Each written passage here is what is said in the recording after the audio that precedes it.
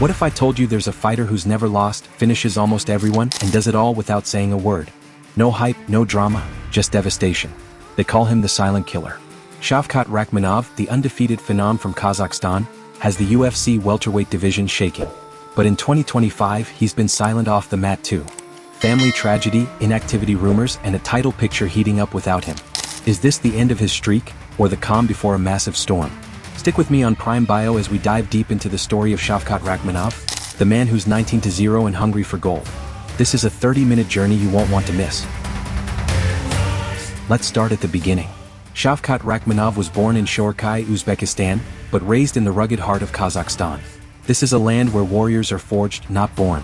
From age 5, Shavkat was immersed in combat sports. Wrestling, Kazakhstan's pride, and Sambo, that brutal Soviet mix of judo and grappling. It wasn't about glory, it was survival, discipline, a way to channel that inner fire. Picture a kid drilling takedowns, learning to control opponents, building an unbreakable base. By his teens he was dominating amateur MMA, stacking wins, turning heads. But Shavkat wasn't just strong, he was smart. He studied engineering in college, balancing brains with brawn. That wolfskin hat he wears? It's a papaka, a nod to his nomadic heritage, the fierce warriors of the steppes. When he steps into the cage, he carries centuries of fighting spirit. Shavkat's pro debut hit in 2014 with M1 Global, a Russian promotion known for breeding killers. First fight? Submission win. Then another and another.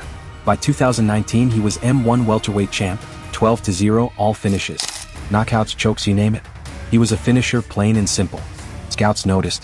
The UFC called in 2020 and Shavkat answered. His debut? Against Alex Oliveira, a grizzled veteran. Shavkat takes him down, locks in a guillotine choke, tap out in round 1. No fireworks, no trash talk. Just a quiet nod to the ref. Job done. That set the tone. From there, it was a massacre. Michel Prazeres, submitted. Carlston Harris, KO'd in round 1 with a spinning heel kick that went viral. Neil Magny, the durable vet, guillotined in round 2. Then Stephen Wonderboy Thompson, the karate master. Shavkat grapples him, submits him late in round 3. Each fight he adapts, striking when needed, grappling to finish.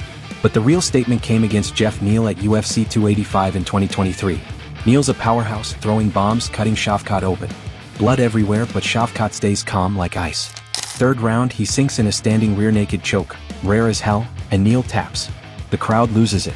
Dana White calls him one of the scariest dudes in the division. Fighters start dodging his name. What? Shavkat doesn't just win. He breaks you mentally before the physical finish.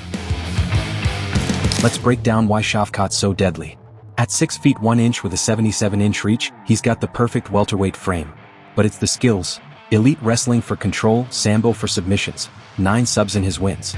Striking? Crisp, powerful with Kazakh boxing influence. 10 knockouts or TKOs.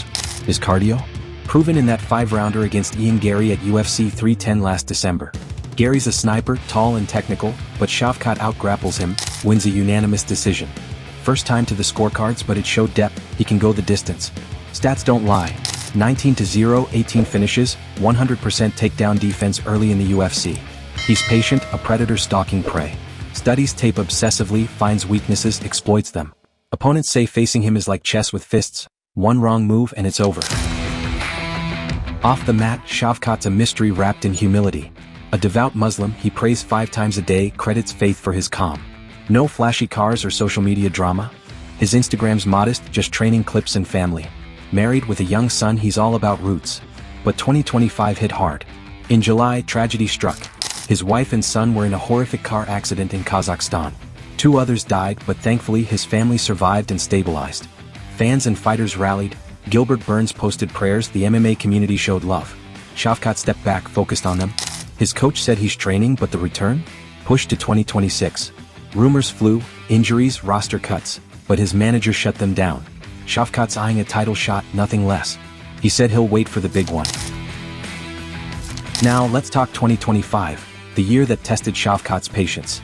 He ended 2024 on fire, beating Gary after Belal Muhammad pulled out of their title fight at UFC 310 due to injury. Belal, the champ after dethroning Leon Edwards, was set to defend, but fate intervened. Then UFC 315 in May, Belal vs Jack Della Maddalena. The Aussie star, on a tear, shocks the world, unanimous decision, new champ.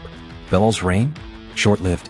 Now Della Maddalena holds the gold, ranked high in pound for pound. But wait, Islam Makhachev, the lightweight king, is moving up. UFC 322 November 15th in New York. Della Maddalena vs Makhachev for welterweight supremacy. Khabib, Islam's mentor, called Shavkat one of the toughest tests at 170. High praise. Meanwhile, Shavkat's dropped from P4P lists due to inactivity. Charles Oliveira bumped him after a big win.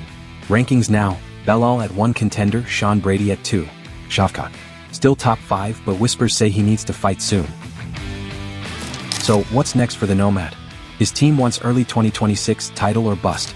Imagine Shavkat versus the winner of Della Maddalena Makhachev. If Islam wins, it's Dagestani wrestling versus Kazakh Sambo, a grappling clinic. If Della stays champ, Shavkat's finishing power versus the Aussie striking. Fans dream of Shavkat versus Khamzat Chimaev, 2 undefeated monsters, no hype needed. Or a rematch with Gary for bad blood. Sean Brady's calling him out, wants that smoke on Islam's card, but Shavkat's manager shut it down. Belal wants to rebook, says he can break Shavkat's unbreakable mind. Leon Edwards lurks, wanting revenge on the division. Colby Covington? Still talking but fading.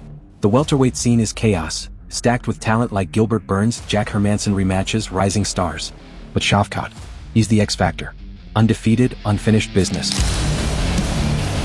What fuels Shavkat? It's that mindset. He trains like a beast, no mercy in camp. Spars full throttle, breaks partners mentally. His coach says he doesn't train to win, he trains to dominate. Studies opponents for hours, finds cracks. That calmness? It's weaponized patience. In a sport of egos, Shavkat lets action speak. Dana White, most dangerous man at 170. Fighters admit, don't want that fight. Fans love it, in polls he's top pick for next champ. But 2025 setbacks? They build character. Family first, then the hunt resumes. By 2026, expect fireworks. You, the fans, make this sport epic. On forums, Reddit, X, everyone's buzzing, Shavkat champ in 26? Family accident, prayers up. Versus Khamzat, fight of the decade. His story resonates. Immigrant dream, quiet strength in a loud world. In America, we love underdogs who rise. Shavkat's that guy, from Kazakh gyms to UFC stardom.